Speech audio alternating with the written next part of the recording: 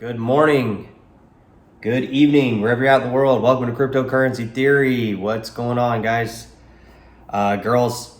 So I'm making this episode, guys. I had somebody reach out to me and they basically have traveled outside the country and now they do not have any money simply because their debit cards do not work.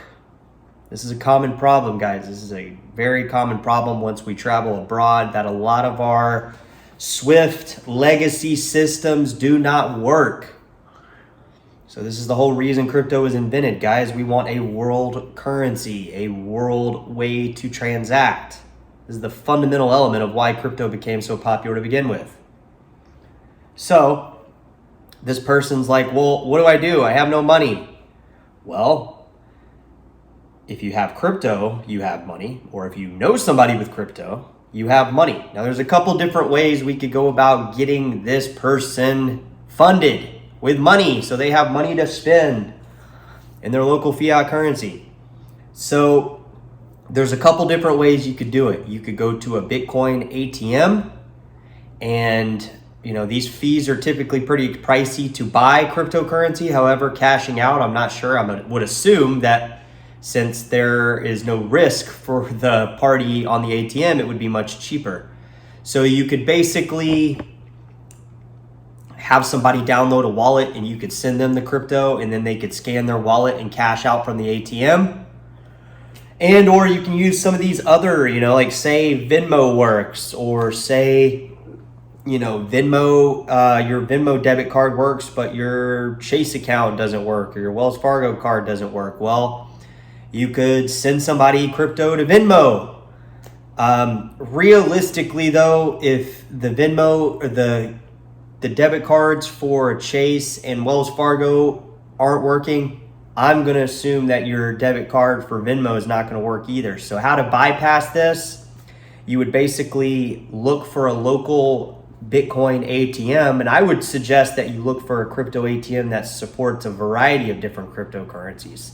Simply because if the Bitcoin network is slow and you don't have any crypto in your current wallet and you're waiting on somebody to send you Bitcoin, you could be waiting up to 24 to 48 hours before that confirmation comes in, just because Bitcoin BTC works so slow.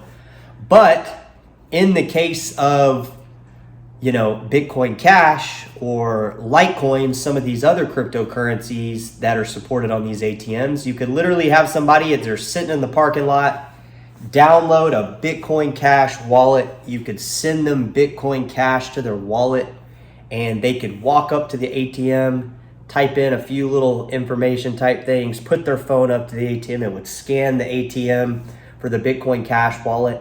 And then basically you'd be able to send your money to that ATM address and cash out from there.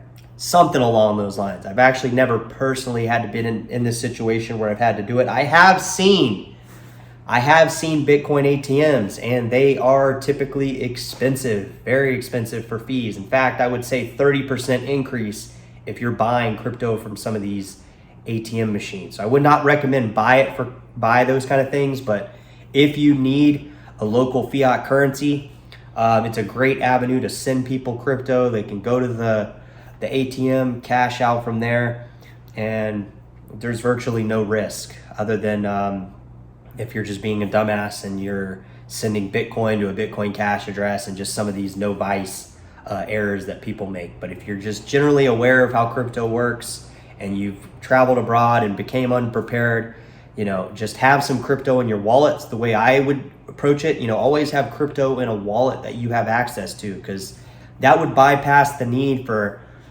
having to contact somebody to send you crypto.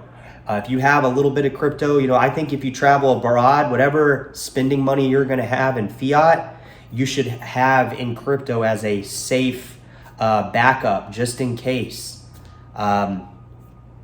This can work a variety of different ways. You could run into a situation where you lose your debit card, or, it gets stolen, or your bag gets misplaced, or whatever the scenario is. If you have crypto, you're going to have your phone right there. Obviously, nobody's going to leave anywhere without their phone, God forbid. So you have your phone right there and you have your crypto wallet on there. You just walk up to the ATM in whatever country in the world you're at, scan your Bitcoin Cash or Litecoin or Dash, or if you have to use BTC Bitcoin, if it's an absolute must. So, some of these ATMs only accept Bitcoin, which is really kind of weird, but more censorship, right? Even on a localized level. So you have these cryptos, you walk up to your ATM machine, you scan it, and then boom, you got their local fiat currency, their paper money shooting out at you. Really that simple. So guys, I wanted to do a episode on this because somebody did reach out to me in a situation where they don't have any money and their debit cards are not working. So what the fuck do they do? What the fuck do they do? Do they spend $50 making an international call to try to sort it out and probably still get no result?